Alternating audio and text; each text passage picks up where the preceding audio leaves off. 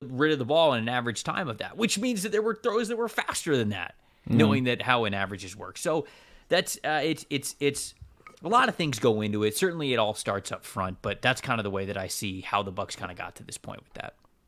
Last thing on the Bucs. True or false? Byron Leftwich, Todd Bowles, and Jason Light are all still with this team at the start of next year. False. It's got to be false. It has to be false. Byron Leftwich can't be the offensive coordinator on his team next year.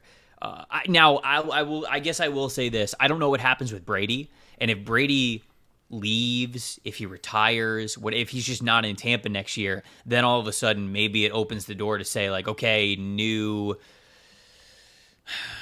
thought process with the quarterback position. Maybe you bring everybody back, because this is the Super Bowl staff, right? It's not like they're like looking to move on from these guys easily. They've got a bond of a Super Bowl ring all together. They've been on this staff for 4 years together. So I know they have a lot of continuity with each other, a lot of friendships, a lot of relationships, but it just feels like at least Byron Leftwich has to be gone. The offense was so bad this year in so many different ways. I feel like he's going to, I say scapegoat, but maybe deservingly so, not going to be the offensive coordinator next year. I think because they make the playoffs that Todd Bowles is safe. A lot of people would tell you that he shouldn't be, but I think that because they made the playoffs, he's going to be safe. And then I do think Jason Light's fully safe as GM. Do you trust Bowles to make the next OC hire? No. I mean, I don't really trust Bowles as a head coach at this point. Yeah, his tenure in New York was bad, and obviously him taking over with this team, it's been a massive disappointment. And so I think Todd Bowles is one of the best defensive coordinators in the NFL. I think he's a brilliant defensive mind. Not everybody's cut out to be a head coach. A head coach is a different breed. Plus, you look at a lot of in-game decisions, whether it's 2-minute drills at the end of the first half, 2-minute drills at the end of the game, timeout decision-making, conversion decision-making, going forward on fourth down or kicking a field goal or whatever it is.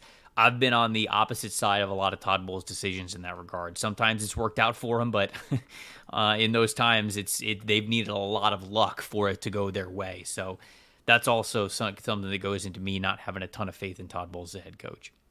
We all can't have Arthur Smith roaming the sidelines and creating their own new Derrick Henry with Tyler Algier. Many are saying the next Derrick Henry of the NFL.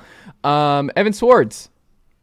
49ers still cannot lose with Brock Purdy. The biggest thing I was wondering about from your perspective is they gave up the most amount of points they have since their last loss, which was to KC.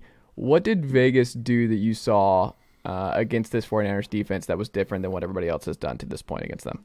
I mean, everything you could say about Josh McDaniels being a failure as a head coach is valid, and we could talk about that.